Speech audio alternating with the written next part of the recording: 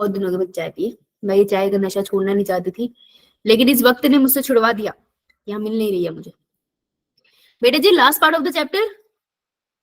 यो ma'am. बहुत बढ़िया ma'am. कर ली तुमने?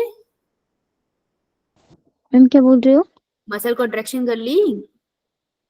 यो मैम। ठीक है जी, कल उसके सारे क्वेश्चंस करूंगी, तो मैं तुम्हें स्केलेटल मसल के क्वेश्चन होमवर्क में दूंगी, वो घर से करके आना। वो मैं तुम्हें पूरे, मतलब मैं यहाँ डिस्कस करूंगी, पर मैं तुम्हें करने का टाइम नहीं दे पाऊंगी, अदरवाइज पूरा टाइम तो तुम ही क्वेश्चन लगाते रहोगे। बाकी क्वेश्चंस मैं साथ में करा दूंगी मसल वाले, ठीक है? तो स्केलेटल मसल वाले क्वेश्चंस आप करके आना, ठीक है? मैं आपको ग्रुप में भेज दूंगी अभी, बस वो वाला होमवर्क है आपका, ओके? Yo ma'am. चलो, अब आते हैं हम लोग एक प्यारे से कॉन्सेप्ट के ऊपर, जिसे थे मायोग्लोबिन एंड दिस वन। देखो, आप लोगों को याद है T tubules? Yes ma'am. Yo ma'am. So this is the structure of a myofiber. Myofiber means one muscle. One muscle cell, correct. तो उसके अंदर जो उसका सार्कोलेमा होता है वो अंदर की तरफ बेंड हो जाता है, जिससे बनता है टी ट्यूब्यूल। होता क्या है ना, ये नहीं मैंने तुम्हें बताया था कि इसके पास ही पड़े होते हैं सार्कोप्लाज्मिक रेटिकुलम्स, ठीक है? तो जितना अंदर टी ट्यूब्यूल्स यानी कि सार्कोप्लाज्मिक रेटिकुलम उतने अंदर तक जा रहे हैं। तो इसको मसल को कॉन्ट्रैक्ट कराना होता है ना, तो अंदर सारे मायोफाइब्रिल तक, मायोफाइब्रिल वहीं जहाँ पे एक्टिन और मायोसिन पड़ा है, सबके पास कैल्शियम पहुंच पाए, इसलिए टी ट्यूब्यूल्स अंदर की तरफ होते। देखो, अगर ये सरफेस की तरफ ही होते तो कैल्शियम यहाँ से रिलीज होता, हो सकता है कभी एक्टिन के पास पहुंचता, हो सकता है कभी ना पहुंच पाता मायोसिन के पास। लेकिन जब ये पूरे अंदर तक है ना, तो डेफिनेटली हर एक्टिन और मायोसिन के पास, जो मायोसिन है, सॉरी जो एक्टिन है, उसके पास ये कैल्शियम आयन पहुंच पाता है, ठीक है? तो इस वजह से टी ट्यूब्यूल क्या करते हैं, इनकी वजह से सारा कैल्शियम अपनी अपनी लोकेशन पे पहुंच पाता है, ठीक है? एरिया बढ़ा देते हैं इसे अंदर, समझ आया? यो मैम। ठीक है, अच्छा। अब हम बात करते हैं कि जो हमारे मसल्स होते हैं उनके पास दो बहुत इंपॉर्टेंट चीजें होती है। एक होता है रेड कलर का पिगमेंट, उसको हम बोलते हैं मायोग्लोबिन। तो myoglobin is a pigment which is red in colour, और उसके बाद बहुत सारा पड़ा होता है ऑक्सीजन, ठीक है? तो बहुत सारे ऑक्सीजन की जरूरत होती है मसल को for the contraction. Muscle contraction में क्या चीज यूज होती है? कैल्शियम आयंस और एटीपी। एटीपी, एटीपी, एटीपी, है ना? अगर आपको पता है, आपने अगर प्लांट वाला पार्ट करा है, तो वहां पर वो बात करते हैं माइटोकॉन्ड्रिया की। थोड़ा सा रिकॉल कराऊंगी, ज्यादा तो आपको उसी चैप्टर में समझ आएगा। माइटोकॉन्ड्रिया में कॉम्प्लेक्स होता है 1 2 3 4, उससे इलेक्ट्रॉन पास होता है, और लास्ट में इलेक्ट्रॉन एक ऑक्सीजन मॉलिक्यूल के पास चला जाता है और न्यूट्रलाइज हो जाता है। और जब इलेक्ट्रॉन पास होता है, उसी के इन्फ्लुएंस में बहुत सारी एटीपी बनती है। तो मैं अगर शॉर्ट में कहूं तो मैं कह सकती हूँ oxygen is required for the production of ATP. Yo ma'am. ठीक है, तो oxygen is required for the production of ATP. तो मसल का क्या है, मसल को एटीपी तो हर टाइम चाहिए ना, उसके बिना तो नहीं रह पाएगा, है ना? तो वो क्या करता है, एटीपी को बनाने के लिए जो ऑक्सीजन की जरूरत है उसको भी स्टोर करके रखता है। तो मसल सेल बहुत स्मार्ट होते हैं, तो क्या क्या चीजों को स्टोर करके रखते हैं? पहले तो वो मायोग्लोबिन रखते हैं, विच is a red colour pigment जिसमें ऑक्सीजन स्टोर होती है, क्योंकि ऑक्सीजन होगा तभी एटीपी बन पाएगा। दूसरी दूसरी चीज वो क्या रखते हैं, muscle glycogen. What is a muscle glycogen? It is a site जहां पर बहुत सारा क्या स्टोर होता है, एटीपी, ठीक है? अब ऐसा तो नहीं है ना, जब भी एनर्जी की जरूरत हो पहले वो एनर्जी बनाएगा, फिर मसल को देगा, फिर वो कॉन्ट्रैक्ट करेगी, ऐसा थोड़ी हो पाएगा, इसमें तो टाइम लग जाएगा। तो वो एटीपी के मॉलिक्यूल बना के भी रख लेता है, और ऑक्सीजन के मॉलिक्यूल्स को भी स्टोर करके रखता है। तो जैसे ही मैं, मान लो अभी मैं रनिंग करना स्टार्ट करूंगी, तो जब मैं रनिंग करना स्टार्ट करूंगी तो मसल के ग्लाइकोजन से एटीपी यूज हो जाएगा, और मायोग्लोबिन से ऑक्सीजन निकल निकल के एटीपी की फॉर्मेशन हो जाएगी। समझ आई बात? यो मैम। ठीक है, यो मैम। इसको ऐसे ही लिखो, इसे बना लो फटाफट।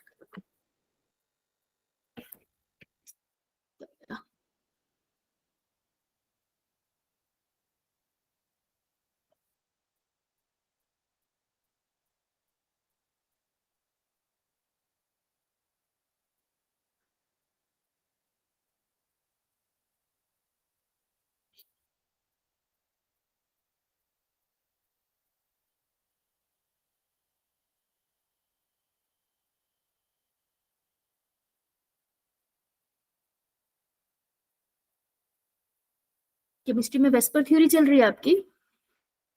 यो मैम। क्या होता है वेस्पर में? मैम वेस्पर थ्योरी करनी है, करनी है अभी, ओके स्टार्ट करनी है। ठीक है। कौन से चैप्टर में है ये? Chemical bond. केमिकल बॉन्डिंग मजेदार चैप्टर है क्या? ये मैम बहुत सारे समझ अच्छे नहीं हैं। आते तो ठीक, मतलब समझ अच्छे से हो जाता है अच्छे से समझ आता है। मैम, अगर अच्छे से समझ आ जाता है तो इजी लगता है। अच्छा, मतलब इससे बहुत सारे क्वेश्चन आते हैं।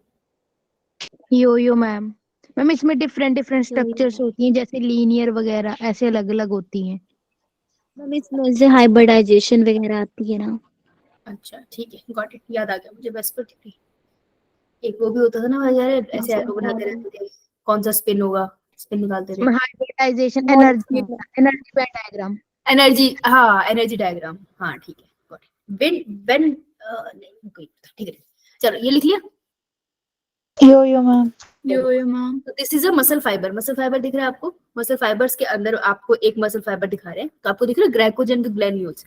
बहुत अच्छे से नहीं दिख रहेंगे, ये वाला पार्ट देखो, दिस इज ग्लाइकोजन के छोटे छोटे ग्रैन्यूल, ये वाले, ठीक है।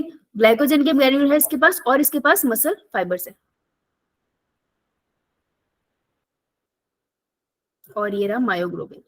बहुत अच्छे से नहीं दिख रहा है, ये मैंने लेबल करा है क्योंकि मैंने भी उसी से देखा था, क्या कहते हैं, जिस जिस डायग्राम को मैंने दिखाया था वहां से ही देखा था। तो बहुत अच्छे से लेबल ऐसे देख के समझ नहीं आ रहा ना, तो हम इसको लिख सकते हैं, ठीक है। And this is myo. Done. Yo ma'am. Yo ma'am. Yo ma'am. आपको पता है रेड मसल और व्हाइट मसल में डिफरेंस? No ma'am. नहीं पता? एक बार रियल वाली पिक्चर देख ले अच्छी से, अगर इंटरनेट पे मिल जाए तो। Yo ma'am. व्हाइट मसल,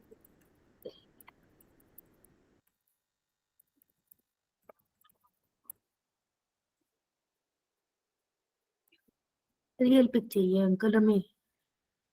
मैंने तभी इंसान लिखा था, इन्हें फिर मच्छी दिखा दी।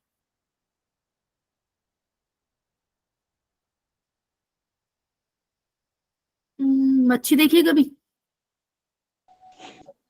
कटी हुई मच्छी देखी है? Yo no ma'am. No ma'am. No ma'am. समझ आएगा फिर। अगर मच्छी के स्लाइसेस कर देना तो वो कुछ इस तरीके से दिखती है अंदर से। ये रेड रेड वाली रेड मसल है, और ये व्हाइट व्हाइट लाइन दिख रही है।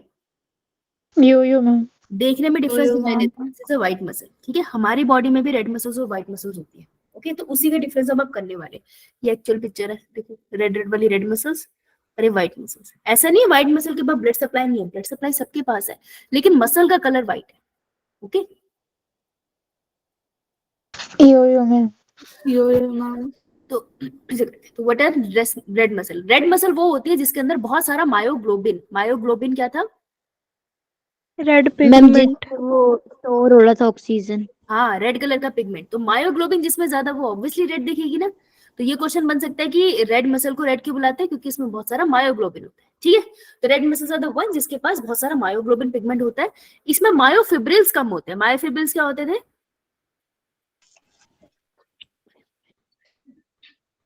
मैम जो मायो फाइबर्स के अंदर फाइबर प्रेजेंट होते हैं, जो एक्टिन और मायोसिन से बनते थे।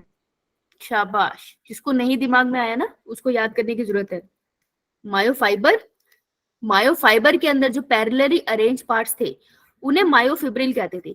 मायोफिब्रिल के बीच में थोड़े थोड़े सार्कोमेयर होते हैं जिनके अंदर एक्टिन और मायोसिन पड़ा होता है, ठीक है। तो दीज आर द मायोफिब्रिल्स। तो ये क्या बोल रहा है मायोफिब्रिल के बारे में, कि इनमें मायोफिब्रिल्स कम है, ठीक है। सो ये कॉन्ट्रैक्ट होते हैं लेकिन कम फोर्स से कॉन्ट्रैक्ट होते हैं, ठीक है। इनकी कॉन्ट्रैक्शन थोड़ी स्लो सी है, मतलब फोर्स ज्यादा नहीं लगता।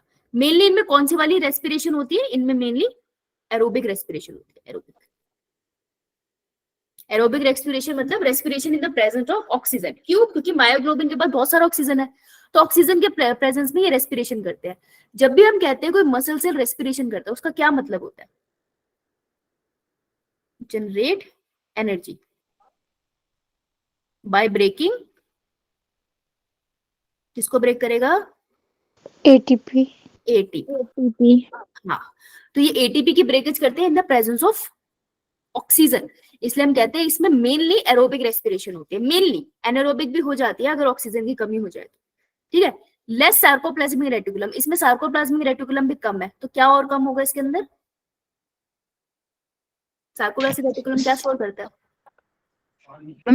कैल्शियम आयन, जो लेकिन इसमें माइटोकॉन्ड्रिया बहुत सारा होता है, तो एटीपी बहुत सारी होती है इसके अंदर, ठीक है। This can work for long duration without fatigue, बिना थके ये बहुत ड्यूरेशन के लिए वर्क कर सकते हैं। This is known as back muscle. अभी तुम बैठे हो, तुम लेटे हो, तुम खड़े हो, हर मूवमेंट पे बैक मसल कॉन्ट्रैक्ट और रिलैक्स करती रहती है ना, कभी ध्यान देगा हो तो। Yo ma'am. आपकी बॉडी में सबसे ज्यादा काम जो करते हैं वो आपके बैक की मसल है, क्योंकि आपकी पूरी बॉडी को स्ट्रक्चर वही दे रही है, राइट। तो जो बैक की मसल है उसको बहुत कॉन्ट्रैक्शन और रिलैक्सेशन की जरूरत नहीं है। वैसे थोड़ी ना है कि तुम हर टाइम स्ट्रेचिंग करते रहते हो, तुम नॉर्मली बेंड भी कर रहे हो पढ़ते टाइम, या भी पढ़ते टाइम कुछ बच्चे हिल रहे होंगे आगे पीछे, है ना, आत्मा ये तुम में होगा ना। यो मैम। Yo ma'am. हाँ, नहीं इट्स ओके, मेरे में भी आती है ना। तो बैक मसल तो कॉन्टिन्यूसली हो रही है ना, बाकी बॉडी की मसल इतनी कॉन्ट्रैक्ट नहीं हो रही है। तो ये मसल्स बहुत फोर्स से कॉन्ट्रैक्ट नहीं होती क्योंकि इनको जरूरत नहीं है, लेकिन इनको कॉन्ट्रैक्शन और रिलैक्सेशन की बार बार जरूरत पड़ती है, तो इनको अबंडेंट अमाउंट ऑफ एटीपी चाहिए होता है, इसलिए इनके पास बहुत सारे माइटोकॉन्ड्रिया होते हैं, ठीक है। ये बहुत टाइम तक वर्क करती है बिना थके। अभी देखा, बैक मसल बहुत जल्दी थकती नहीं है, बहुत टाइम तक वर्क करती है, पूरा दिन वर्क करती है आपकी ये, जब तक आप बेड पे जाके पोस्चर में सो नहीं जाते। और पोस्चर में भी जब आप हिलते हो तो बैक मसल के साथ थोड़ा सा वो हिलती है, ठीक है। तो लॉन्ग ड्यूरेशन के लिए वर्क कर सकते हैं विदाउट फिटिंग। फिटिंग आ जाता है थोड़े एज के साथ, देखो ना बैक में दर्द होने लग जाती है, स्पेशली फीमेल्स को आफ्टर प्रेगनेंसी, तो तब फिटिंग ज्यादा आता है, ठीक है। So these are the red kind of muscles, तो हमारे बैक में रेड वाली मसल्स मिलेगी, क्लियर। यो मैम। कुछ मत करो, ऐसे बन, इजी रहेगा ठीक है। यहाँ पर मिलेगी मुझे रेड मसल, आएगा तो कंपैरेटिव क्वेश्चन आएगा। आगे चलो, यो ma'am. Yo ma'am.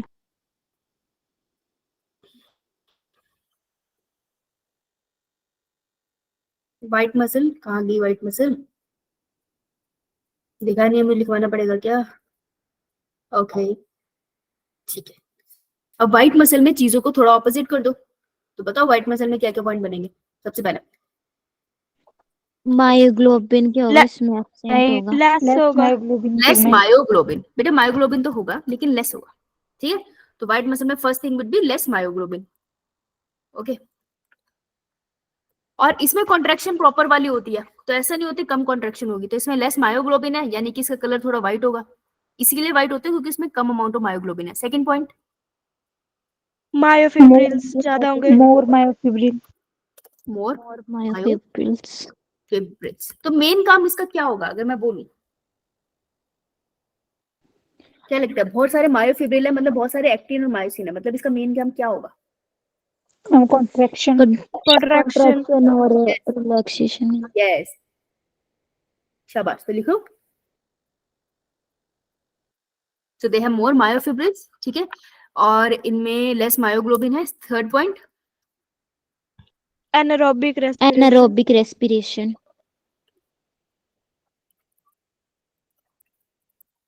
Anaerobic respiration mainly, ठीक है, मेनली लिखेंगे, मेनली एनारोबिक रेस्पिरेशन। और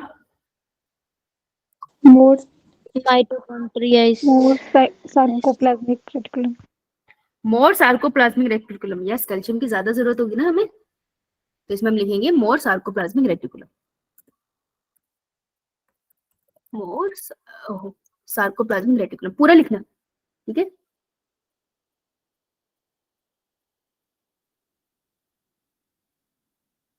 Then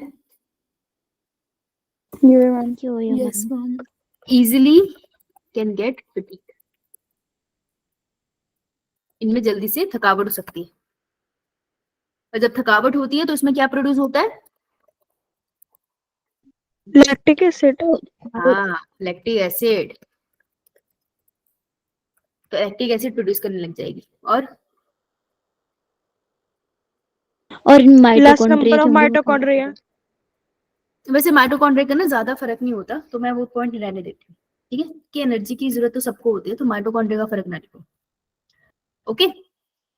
so this is the, हाँ बेटा बोल बोल। मैम फिर जो लैक्टिक एसिड मतलब व्हाइट मसल में बनते हैं वो रेड मसल में नहीं बनते हैं? नहीं, लेग मसल्स में नहीं बनते जनरली, व्हाइट मसल्स में बनते हैं। मैम फिर अगर कोई भी एक्सरसाइज करें तो फिर हमारे जो लैक्टिक एसिड है वो सिर्फ व्हाइट मसल में ही बनेंगे। देख, रेड मसल जो होती है वो मेनली एरोबिक रेस्पिरेशन करती है। एरोबिक रेस्पिरेशन का मतलब होता है ऑक्सीजन की मदद से आपने एनर्जी को बॉडी में जनरेट कर दिया, ठीक है। अगर आप बिना ऑक्सीजन की मदद से एटीपी को जनरेट करते हो ना, तो एनर्जी के जो मॉलिक्यूल होते हैं वो पूरे नहीं बनते, कम अमाउंट ऑफ एनर्जी बनती है, ठीक है। ये वैसे प्लांट के पार्ट में ज्यादा आता है। इसको ऐसे समझ सकते हैं कि मान लो जैसे ये तुम्हारे आर्म्स है, ठीक है। तो नॉर्मल तुम हर रोज पढ़ने लिखने का काम करते हो, तो नॉर्मली ये आपकी मसल्स क्या करती है, जब भी आप पेन उठाते हो, लिखते हो, करते हो, तो ऑक्सीजन लेती है और आराम से आपको मसल कॉन्ट्रैक्ट और रिलैक्स करते हैं, सब बढ़िया चल रहा है। पर एक दिन तुम जिम चली गई, और तुमने उठा लिए डंबल, मोटे मोटे डंबल। अब क्या हुआ, तुम्हारी मसल को इतना काम करने की आदत नहीं है, सडनली तुमने काम बढ़ा दिया, तो अगर इसको कॉन्ट्रैक्ट और रिलैक्स ज्यादा करना पड़ गया, इन दैट केस इसको ज्यादा ऑक्सीजन की भी जरूरत पड़ेगी। लेकिन ऑक्सीजन तो अवेलेबल है नहीं, इतनी अमाउंट में ऑक्सीजन तो एकदम से कहां से आएगी। In that case what happen is, muscle क्या करती है, वो कर देती है एनारोबिक रेस्पिरेशन। तो व्हाइट मसल, रेड मसल भी कर सकते हैं एनारोबिक रेस्पिरेशन, इसलिए मैंने मेनली लिखा था, नॉट ऑलवेज। ये करेगी एनारोबिक रेस्पिरेशन। बेटा जब भी एनारोबिक रेस्पिरेशन होती है ना, एक बाय प्रोडक्ट बनता है जिसका नाम है लैक्टिक एसिड, ठीक है। ये लैक्टिक एसिड ही है, अभी एसिड है ना, कहीं भी एसिड बनेगा तो जलन तो होगी। ये लैक्टिक एसिड है जिसकी वजह से हम कहते हैं हमें पेन सी फील हो रही है, क्रैम्प से बन रहे हैं। तो लैक्टिक एसिड बनने की वजह से क्रैम्प बनते हैं। फिर ये क्या होता है, लैक्टिक एसिड अल्टीमेटली आपके ब्लड के साथ चला जाता है लीवर में, और लीवर इसको ब्रेक करके आपकी बॉडी से यूरिन के थ्रू बाहर निकाल देता है, ओके। तो रेड मसल में भी लैक्टिक एसिड की फॉर्मेशन हो सकती है, लेकिन मेनली लैक्टिक एसिड की फॉर्मेशन कहाँ होती है, व्हाइट मसल्स में। White muscle. हाँ, व्हाइट मसल्स के अंदर आपके लैक्टिक एसिड की फॉर्मेशन होती है। कहाँ गया यस मैम व्हाइट, हाँ बोल बोल। मैम व्हाइट मसल्स को हम पेल मसल्स बोलते हैं। कौन सी muscle, pale pale muscle scientific word तो नहीं सुना मैंने, I have to check, I don't recall pale muscle. नहीं बेटा, आई डोंट रिकॉल, चेक करके बताऊं इसके बाद। यो मैम। मुझे एक बार पूछ लो इनकेस मैं भूल गई तो। राइट, अभी आपको कहाँ मिलेगी व्हाइट मसल, इसका एक एग्जांपल है जो बार बार आपको पूछते हैं कि आपकी जो मसल्स होती है of I, that is a white muscle. आपकी आंखों की मसल, वो व्हाइट मसल होती है। ये एक पूछ लेते हैं, मसल ऑफ द आई कौन सी है, रेड या व्हाइट। पर आपके सिलेबस से आई चला गया तो आप उसको डिटेल में नहीं पढ़ोगे, पर इतना पॉइंट याद रख लेना, ठीक है। चलो आई थिंक इतने पार्ट से खत्म है। अब एनसीईआरटी पे आ जाए, डिजीज कर ले। चलो चलो चलो चलो, ये वाला पार्ट हमने कर लिया है ना। अच्छा, इसकी एनसीईआरटी रीडिंग रहती है, करेक्ट। पहले मैं तुम्हें डिजीज, ओके। चलो, सबसे पहले डिजीज है myasthenia gravis. Myasthenia gravis is autoimmune disorder. Autoimmune disorder का मतलब, ऑटो मतलब वो खुद करता है, self. Self, immune cells, immunity की बीमारी, क्या मतलब है इसका, मतलब बता, मतलब हम जो इम्यून सेल्स होते हैं वो अपने ही जो बॉडी के सेल्स होते हैं उनको रिकॉग्नाइज नहीं कर पाते हैं और उनको ही अटैक करते हैं। हाँ, जैसे मान लो ये टुकटुक है, ये रही टुकटुक की किडनी, ठीक है। Auto immune disorder is the one कि टुकटुक के बॉडी में जो इम्यून सेल्स है, जैसे इम्यून सेल्स है, ये पहचान नहीं पा रहे हैं कि टुकटुक की किडनी है, और ये जाके टुकटुक की किडनी को मारने लग गए। टुकटुक की किडनी के सेल्स को ये डिस्ट्रॉय करने लगे, उसके ऊपर केमिकल सीक्रेट करने के लगे, एंटीबॉडी बनाने लगे, ठीक है। तो जब अपने इम्यूनिटी के सेल्स अपनी बॉडी के ऑर्गन को डिस्ट्रॉय करने लग जाए, उसे कहते हैं ऑटो इम्यून डिसऑर्डर। तो myasthenia gravis is autoimmune disorder. ये आपसे नीट 1000 बार पूछेगा, पीवाईक्यू लगाओगे ना कल तो देखोगे, उसमें बहुत बार पूछा हुआ है। तो myasthenia gravis is autoimmune disorder, पहले इसी को अंडरलाइन कर लेते हैं। इफेक्ट किसको करता है ये, न्यूरोमस्कुलर जंक्शन। न्यूरोमस्कुलर जंक्शन क्या होता है, मैम जो न्यूरॉन और मसल के बीच, न्यूरॉन और मसल के बीच का जो स्पेस न्यूरॉन और मसल्स। जो न्यूरॉन्स और मसल के बीच के स्पेस थी उसको बोलते थे न्यूरोमस्कुलर जंक्शन। इसका डिसऑर्डर है, ठीक है, जिसकी वजह से क्या हो जाता है, फिटीक होने लग जाता है, थकावट होने लग जाती है, वीकनेस आने लग जाती है और पैरालिसिस होती है स्केलेटल मसल की, स्केलेटल मसल वीक सा फील करने लगती है, ठीक है। तो एसिटाइल कोलिन अगर न्यूरोमस्कुलर जंक्शन का डिसऑर्डर है, ऑटो इम्यून डिसऑर्डर, तो अगर इम्यून सेल्स यहीं पे आकर अटैक करने लग जाएंगे तो क्या होने लग जाएगा, एसिटाइल कोलिन का प्रॉपर रिलीज नहीं हो पाएगा, रिलीज हो रहा है तो वो वापस से न्यूरॉन के अंदर री एंटर नहीं कर पा रहा। इसकी वजह से क्या होता है, अगर कॉन्ट्रैक्शन हो रही है तो बहुत ज्यादा कॉन्ट्रैक्शन बार बार होती चली जा रही है, तो उसकी वजह से आपको फटीग फील होने लग जाएगी, मसल्स वीक फील होने लग जाएगी और पैरालिसिस ऑफ स्केलेटल मसल्स भी हो सकता है। तो ये एक्सट्रीम केस हो गया, ठीक है। तो मिस्थेनिया ग्रेविस याद रखना ना, ऑटो इम्यून डिसऑर्डर है, सबसे ज्यादा ये क्वेश्चन पूछा जाता है। और दूसरा, ये इफेक्ट किसको करता है, तो site of affection is muscular junction, neuromuscular junction, ठीक है। Yo next is muscular dystrophy. Muscular dystrophy, dystrophy मतलब टूटना फूटना। तो ये प्रोग्रेसिव मतलब लगातार होने वाली, जैसे अभी स्टार्ट हुई है तो अगले 10 साल में ये ज्यादा हो जाएगी, हर साल थोड़ी थोड़ी हो रही है। तो it is a progressive degeneration of skeletal muscle mostly due to genetic disorder. कोई भी जेनेटिक डिसऑर्डर हो सकता है, ठीक है। तो जेनेटिक डिसऑर्डर की कंडीशन में ये क्या होगा कि आपकी जो स्केलेटल मसल है वो धीरे धीरे डीजेनरेट होने लगी है, जैसे मसल वेस्टेज भी कह देते हैं उसको, मतलब कि जैसे आपकी थाई की मसल है, विथ एज धीरे धीरे आप देख लो कि आपकी मसल खराब होती चली जा रही है, लूज होती चली जा रही है, इसमें एक्टिविटी सही से होनी बंद हो चुकी है। तो धीरे धीरे आपकी मसल अंदर से जैसे खा नहीं जाते वैसे खत्म होती चली जा रही है, अपने आप ही डिस्ट्रॉय होती जा रही है, उसको कहते हैं muscular dystrophy. Okay, yo ma'am. बहुत से रीजन हो सकते हैं, जनरली मोस्टली देखा गया है जेनेटिक कंडीशन है, पेरेंट्स ऑफस्प्रिंग में, फैमिली में मिलेगी आपको, किसी की फैमिली ट्री में।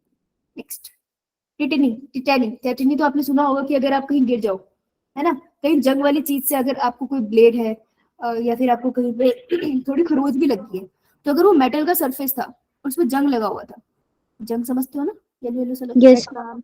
ये मैम। जंग लगा होता है तो क्या बोलते हैं कि इंजेक्शन लगा लो टेटनस का, है ना, यस ऐसे मैम। कहते हैं। यो मैम। तो जो जंग होता है ना वो एक्चुअली सॉइल के पार्टिकल से आता है, ठीक है, सॉइल का कॉन्ट्रीब्यूशन होता है, और सॉइल के अंदर आपको क्या मिलता है,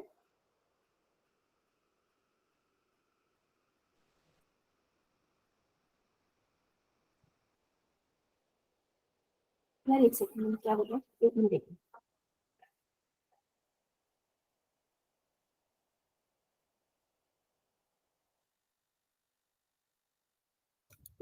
एक मिनट, मैं किसी दो डिजीज में कंफ्यूज हुई, इसके लिए रुकना अभी, ठीक है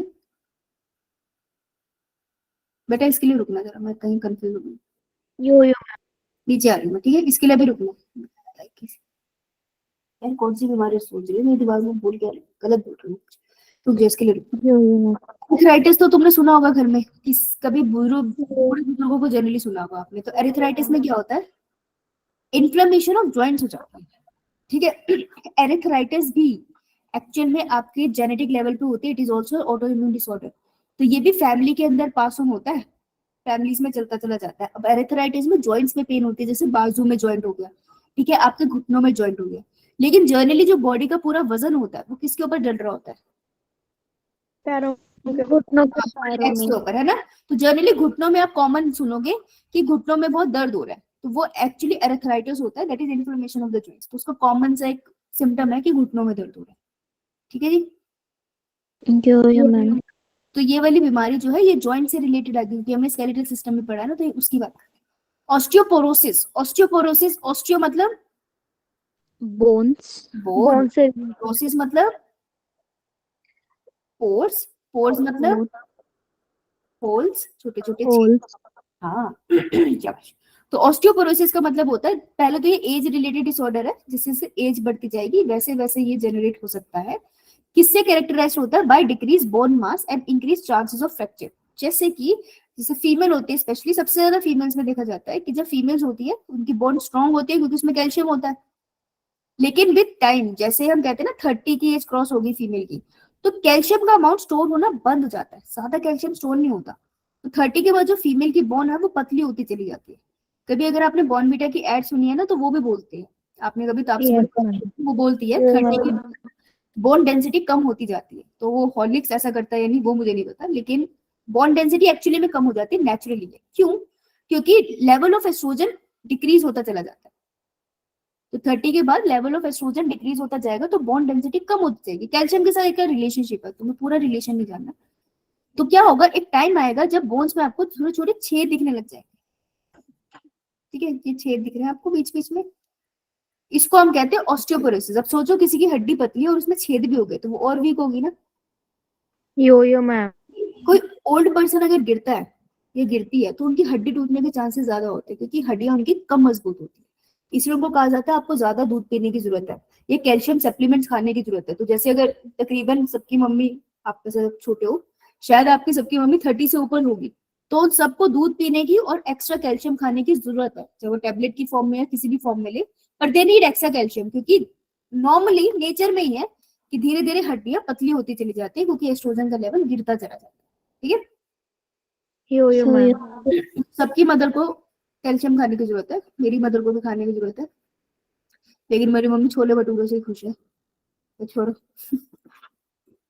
लेकिन जब भी मैं जाती हूँ तो मैं उनको जबरदस्ती एक कोर्स करा देती हूँ, 1 महीने का कैल्शियम की टेबलेट्स का कोर्स कर लो, फिर उसके बाद 2 महीने का गैप के बाद दोबारा कर लो, डॉक्टर ने रिकमेंड किया था उन्हें।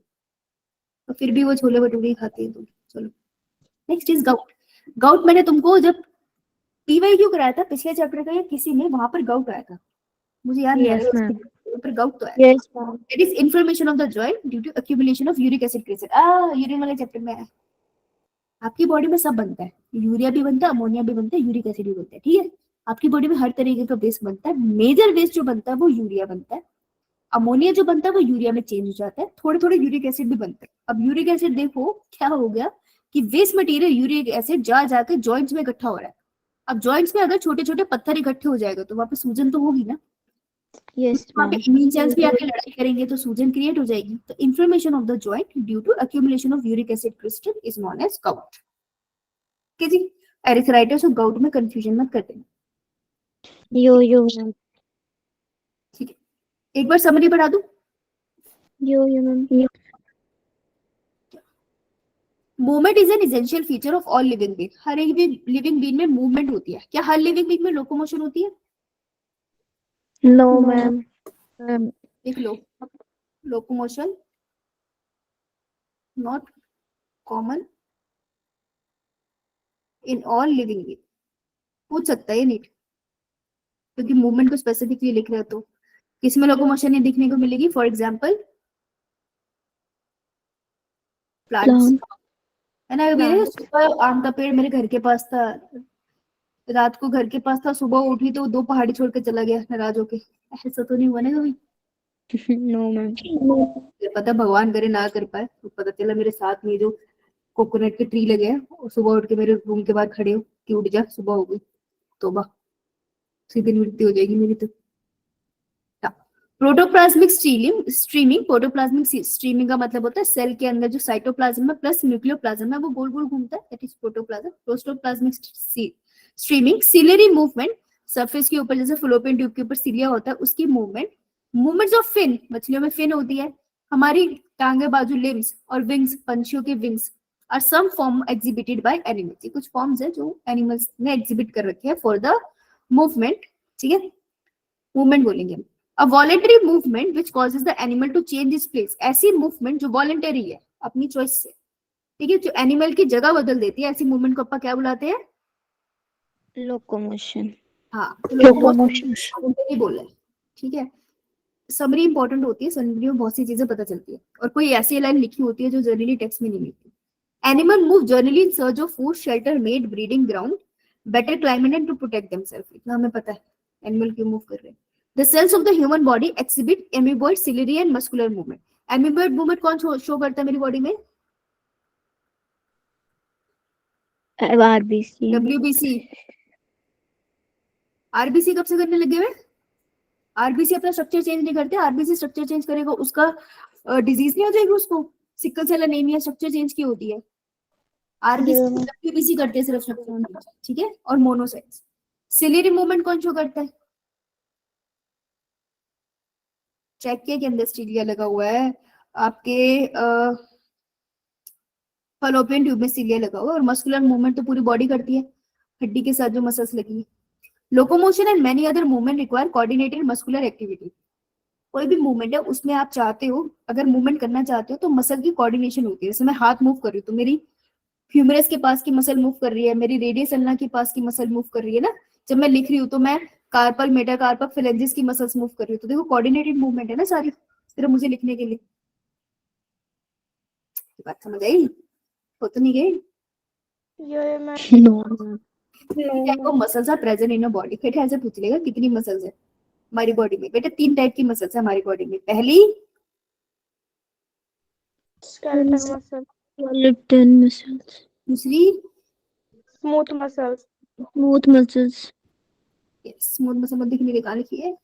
visceral muscles, और तीसरी cardiac muscle, cardiac muscles, उसी की डिस्क्रिप्शन लिखी है।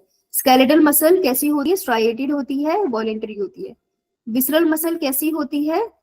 Inner wall of visceral organ, organ के अंदर वाली वॉल्स में मिलेगी आपको। नॉन स्ट्राइएटेड होती है, इनवॉलेंटरी होती है। और कार्डियक मसल स्पेसिफिकली सिर्फ हार्ट में मिलती है, ठीक है, सिर्फ हार्ट में मिलेगी और कहीं नहीं। स्ट्राइएटेड होती है, ये देखने में स्ट्राइएटेड होती है, ब्रांच होती है, लेकिन इनवॉलेंटरी होती है। तो सबसे यूनिक यही होती है कि देखने में तो स्ट्राइएशन है लेकिन कम वक्त वॉलेंटरी नहीं है, इनवॉलेंटरी है। हम नहीं कंट्रोल कर सकते मसल्स को। Muscle possesses excitability, contractibility, extensibility and elasticity. ये बहुत इंपॉर्टेंट पॉइंट है, इससे क्वेश्चन बनता है। मसल को तुम एक्साइट कर सकते हो, उस पर रिलीज कर दो एसिटाइकोलिन, एक्टिवेट हो जाएगा सारा फंक्शन। आप उसको कॉन्ट्रैक्ट कर सकते हो, ऐसे दबा सकते हो, स्लाइडिंग फिलामेंट थ्योरी। हम उसको एक्सटेंड भी कर सकते हैं, एक्सटेंसिबिलिटी, आप उसको खींच भी सकते हो बाहर की तरफ, और आप उसको इलास्टिसिटी भी कर सकते हो। जब खींचोगे और छोड़ोगे तो वापस अपनी पोजीशन में भी आ जाएगी। इलास्टिक है ना, जैसे रबर बैंड है, ठीक है। yo ma'am. चारों फीचर आपको मसल में मिलते हैं, ये याद रख लेना, इससे क्वेश्चन बनता है आराम से। इतना ही पढ़ाऊंगी, इसको छोड़ दो। Muscle fibre is anatomical unit of muscle, ही पूछ लेंगे। मसल का जो फाइबर है विच इज अ मसल का सेल, वो एनाटॉमिकल यूनिट है मसल की। मतलब अगर मसल को मैं अंदर से पढ़ूंगी तो उसमें सबसे छोटी चीज जो मुझे मिलेगी वो मसल का एक सेल ही मिलेगा। ये तो होगा ना, एनाटॉमी पढ़ रही हूँ मैं, किसी ऑर्गन को अंदर से खोल के पढ़ रही हूँ। माइक्रोस्कोप के अंदर नहीं लगते हम।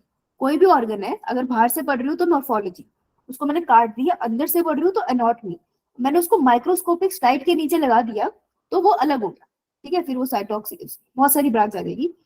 तो एनाटॉमी के लिए सबसे छोटी यूनिट जो मुझे एक मसल में मिलेगी, दैट वुड बी मसल का एक set. Each muscle fibre has many parallelly arranged myofibrils. Muscle का फाइबर जो होता है उसके अंदर मायोफिब्रिल्स होते हैं। इस बात को याद रखना, फाइबर के अंदर फिब्रिल है। इस मायोफिब्रिल के बाद बहुत सारे सेक्रोमियर्स होते हैं, ठीक है, जो कि फंक्शनल यूनिट है। यहाँ लिखा है इसमें, sarcomere are the functional unit of muscle. पूछ लेंगे फंक्शनल यूनिट ऑफ मसल क्या है, ठीक है जी। yo ma'am. कॉन्ट्रेक्टाइल यूनिट क्या है?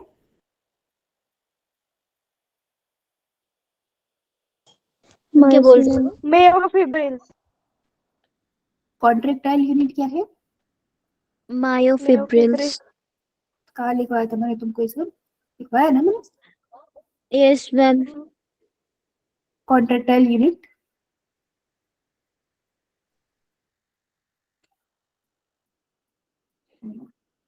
देखो, दोबारा पूछती हूँ, कॉन्ट्रेक्टाइल यूनिट क्या है?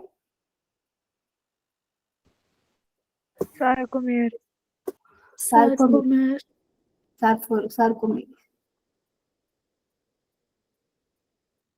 ऐसे लिख लेते हैं। Functional unit, unit of muscle plus contractile unit of muscle. अब बताओ क्या है वो?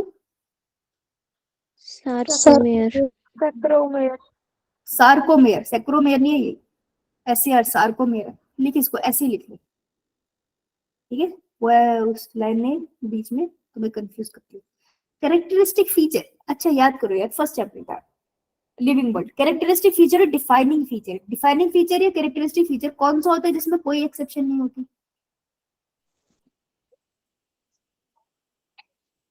metabolism, बेटा कैरेक्टरिस्टिक फीचर है, डिफाइनिंग फीचर, इन दोनों में से कौन सा है जिसमें कोई एक्सेप्शन नहीं होती? defining, feature, डिफाइनिंग फीचर, हाँ। तो यहाँ पे कैरेक्टरिस्टिक फीचर दूसरा वर्ड है। Characteristic feature of muscle is myofibril. Done. Yo ma'am. देखा समरी पढ़ के कोई लाइन यहाँ से भी बन सकती है ना। चलो हमने कवर कर लिए तो बहुत बढ़िया कर लिया हमने, मजे आ गए हैं। ओहो आगे जाते हैं। ई sarcomere has a central event. अरे यार ये फिर स्टार्ट हो गई। मैं जब भी ये पढ़ती हूँ ना मेरे को ऐसा लगता है फिर स्टार्ट हो गया, कितनी बार एक ही बात बताएंगे हर सार्कोमेर में। बना दूं मैं सार्कोमेर, जेड लाइन सेंटर में ए बैंड होता है जिसमें क्या प्रेजेंट होता है, एक थिक फिलामेंट, और क्या प्रेजेंट होता है ए बैंड में, एम लाइन। आधे आधे थिन फिलामेंट भी तो प्रेजेंट होते हैं पगली। यो मैम। ये है ना मेरा ए बैंड। ए बैंड मेरे ए बैंड में बहुत कंफ्यूजन है बच्चों को, पिछली क्लास भी गलत कर रही थी बेटा, यहाँ अंडरलाइन करके तो कुछ जरूरत है, सबको जरूरत है। ए बैंड में क्या है, thick myosin filament plus 2 half I band भी तो है। Yo ma'am. ऐसे ठीक है जी। ओके इसके बाद myosin are polymerise protein with contractibility. Myosin है जो कॉन्ट्रैक्ट हो सकते हैं, प्रोटीन है polymerise. Active site for myosin on resting actin filament are masked by protein troponin. कितनी गंदी लाइन लिखी है ये, ठीक ना, पापी कहेंगे, प्यार से नहीं लिख सकते ना ये बेटा। The active site for myosin, तो मायोसिन को बाइंड करने के लिए एक्टिव साइट किसके ऊपर होगी,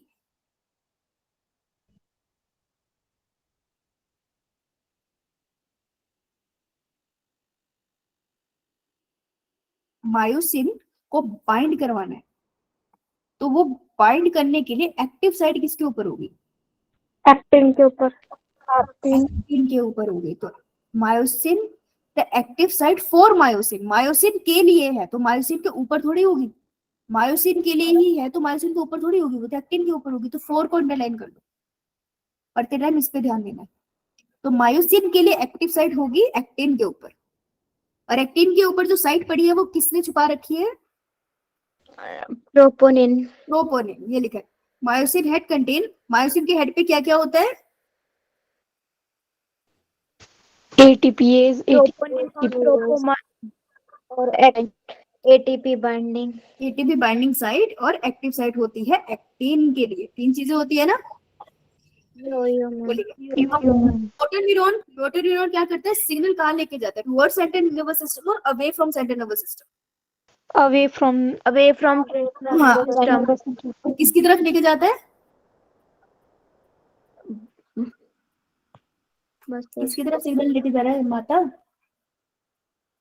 मैम न्यूरॉन की तरफ, और मसल को वो अबे माँ न्यूरॉन जो है मोटर न्यूरॉन से सिग्नल जाता है मसल की तरफ। वो बोन्स। ओके सारे 1 मिनट के चुप करना। ये जो न्यूरॉन है ये सिग्नल किसके तरफ लेकर जा रहा है, मसल की तरफ। मसल की तरफ। तो माता जी यही बोलना था, कुछ भी बोलती हूँ। Neuron carry signal to the muscle fibre which generate an action potential in it.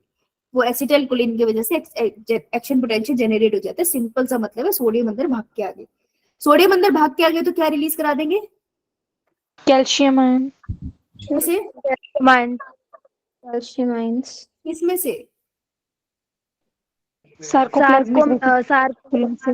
Reticulum से। और कैल्शियम आयन किसके पास जाके बाइंड कर जाएगा, मायोसिन एटीपी। मायोसिन के साथ जाके बाइंड करेगा, बाहर निकल जाए क्लास से। टीपीसी के साथ। मायोसिन हेड पर, मायोसिन हेड पर जाके बाइंड करेगा कैल्शियम। मायोसिन हेड पर कैल्शियम बाइंडिंग साइट कब बताई मैंने, तेरे हेड पे एक चपेट लगा और कॉपी खोल के बता कैल्शियम का बाइंड करे माँ। टीपीसी कहाँ पढ़ा ये टीपीसी वाला मॉलिक्यूल, ट्रोपोनिन के पास। खुद ही ट्रोपोनिन है। ट्रोपोनिन किसके ऊपर बैठा होता है, ट्रोपोमायोसिन। ट्रोपोमायोसिन किसके आसपास लिपटा होता है, एक्टिन एक्टिन के साथ। एक्टिन के पास जाके कैल्शियम बाइंड कर रहा है, पागल कहेंगे। जब क्रॉस बेज बन जाएगा इनके बीच में, जब एटीपी, इसने यहाँ पे काट दिया, ठीक है, एटीपी की बातें कर नहीं रहा, तो bind to the myosin head to form, ठीक है, ये एक्टिन के पास कैल्शियम बाइंड करा है, फिर ये कह रहे हैं एक्टिन जाके मायोसिन के सर के पास बाइंड कर जाता है तो ग्रॉस ब्रिज बना देता है, एटीपी यूज होगा इसमें, क्रॉस ब्रिज अंदर की तरफ मूव होते हैं तो एक्टिन मायोसिन के ऊपर मूव हो जाता है। Calcium are then return to sarcoplasmic reticulum. अब क्या होता है, देखो जब ये प्रोसेस हो गया ना, अब अगर आपको आगे कॉन्ट्रेक्शन नहीं करनी तो एसिटाइलकोलिन का रिलीज भी रुक जाता है, प्लस कैल्शियम भी अपनी जगह वापस चला जाता है, सार्कोप्लाज्मिक रेटिकुलम के पास चला जाता है जब मसल कॉन्ट्रेक्शन रुक जाती है। तो देखो ये बात यहाँ लिखी है, calcium after the contraction and relaxation calcium are then return to sarcoplasmic reticulum, तो वहीं पे वापस चला जाता है, ऐसा नहीं लॉस्ट हो जाता है सिस्टम, तो सार्कोप्लाज्मिक रेटिकुलम उसको वापस ले लेता है। ठीक है, इट इज लाइक वो शादी में नहीं होता है ऐसे लोग पैसे निकाल के ऐसे बांटते हैं फिर किसी को दे देते हैं, देखा है तुमने? यो मैम, लेकिन मान लो वो तुम हो, मान लो वो तुम हो और तुम्हारे पास गिन के 10 रुपए, तुम क्या करोगे, पैसे निकालोगे, बारोगे और फिर पैसा कहाँ रखोगे? अपनी जेब में। सार्कोप्लाज्मिक रेटिकुलम तुम हो, कैल्शियम दिया, काम खत्म हो, कैल्शियम वापस ले लिया, कह रहा बस बाद में दूंगा, यही बात उसने करी है और इसकी वजह से एक्टिन इनएक्टिवेट हो जाता है। डन? Yes ma'am. एक लाइन लिखे यहाँ पे जिससे क्वेश्चन बनता है पीवाईक्यू का, रेपिटेटिव, आपका पीवाईक्यू कर लगाओगे तो देखोगे repetitive stimulation of muscle, bar bar muscle को पोक कर रहे हो, चल कॉन्ट्रैक्ट कॉन्ट्रैक्ट, उससे हो जाएगा फटीग, तेरा मत थक गई यार, फटीग हो रहा है। तो फटीग क्या होता है, तुम बार बार एक्स्ट्रा काम करवा रहे हो उससे लगातार, तो उससे फटीग हो जाता है, इसलिए रिलैक्सेशन भी जरूरी है। Muscle are classified on the basis of red and white fibre, on the basis of कि उसमें मायोग्लोबिन कितना है या नहीं। ठीक है, इसके बाद स्केलेटल सिस्टम देखो, कितना छोटू सा बता रहे हैं, बोन एंड कार्टिलेज बनाते हैं स्केलेटल सिस्टम। इसने पहली लाइन में बोल दिया कि बोन अकेला स्केलेटल सिस्टम नहीं बनाता, कार्टिलेज भी बनाता है, खबरदार अगर भूल गए तो, यहाँ भी बोल रहा है और वहां भी बोल रहा था पीछे। The skeletal system is divisible into axial and appendicular, body अगर सेंटर से कटी है तो कौन सा skeletal system? Axial. Axial, axial, appendicular. Skull axial system में कौन कौन सा आएगा? Skull, vertebral column, sternum, ribs, sternum, sternum and ribs. Good, इसे एक्सियल स्केलेटल सिस्टम कहते हैं। फिर इसमें हायोइड भी ऐड कर लेते हैं हम लोग और ऊपर ईरोसिकल भी ऐड कर लेते हैं, अलग बात है। लिम्ब बोन्स एंड गर्डल्स ये बनाते हैं हमारे appendicular skeletal system. 3 type of joints होते हैं अपने पास। सबसे पहले जो कभी नहीं हिलता दैट इज फाइब्रस, इसमें थोड़ी सी मूवमेंट अलाउड होती है दैट इज कार्टिलेज, मस्त मूव करता है कंडीशनली दैट इज हाँ।